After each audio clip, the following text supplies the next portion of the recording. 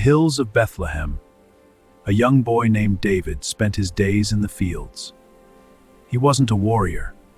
He wasn't a prince. He wasn't even considered important. He was just a shepherd.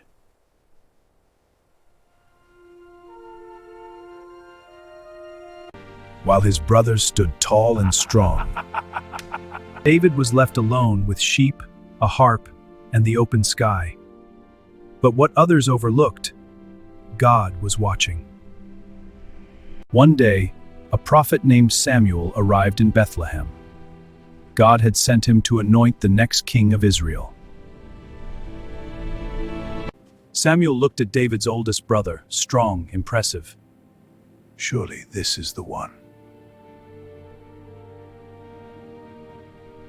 But God spoke. Man looks at the outward appearance, but I look at the heart. One by one, the sons of Jesse passed before Samuel.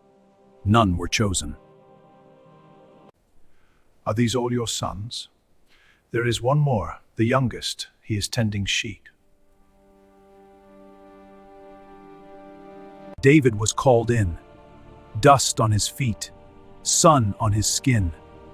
And God said, "This is the one." In that quiet moment, the forgotten boy was chosen. Far away,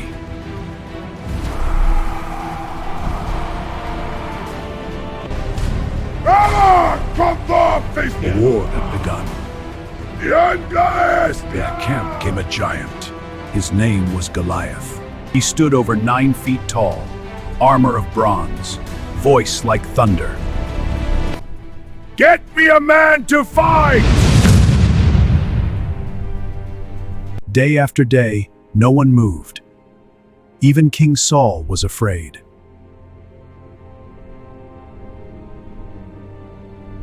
Then one day, David arrived. Not as a soldier, but as a delivery boy, bringing food to his brothers. And when he heard Goliath, something stirred inside him.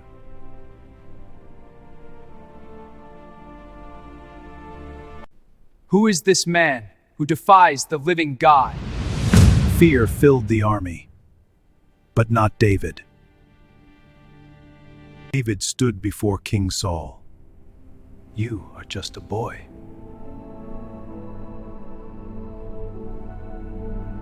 But David spoke with confidence. I have fought lions and bears, and God delivered me. He will deliver me again.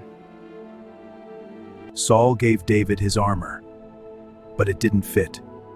So David took it off.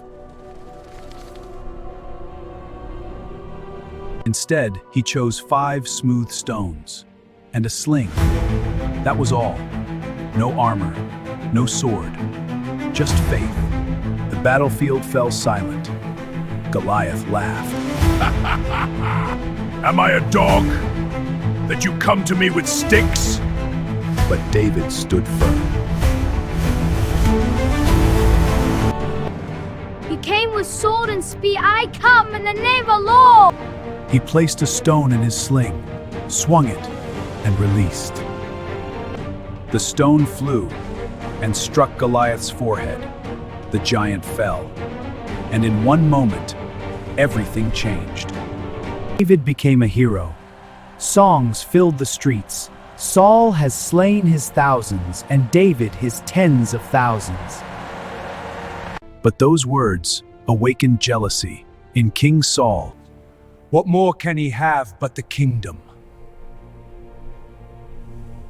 From that day on, Saul saw David not as a servant, but as a threat.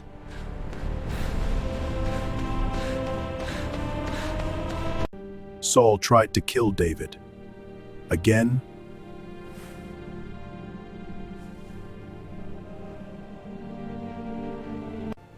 You must get the boy, David, and kill him.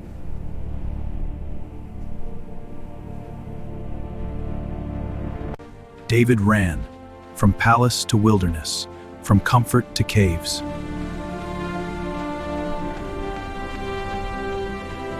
He became a fugitive, yet even in hiding, David refused to harm Saul. I will not touch the Lord's anointed. Integrity in the face of injustice.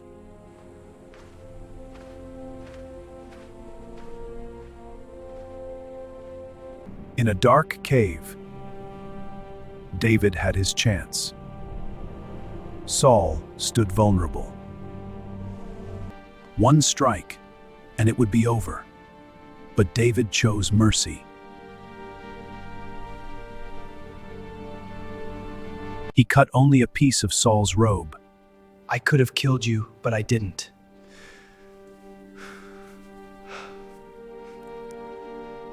But the pursuit would continue.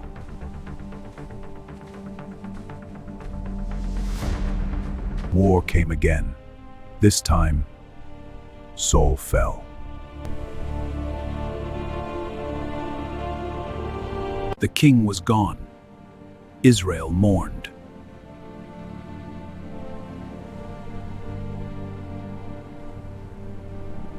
And David, the boy who once watched sheep, now stood at the edge of destiny. David was finally crowned king, not overnight, not easily, but through years of trials. From forgotten to chosen, from shepherd to king. And through it all, one truth remained. God doesn't choose the strongest, He chooses the willing.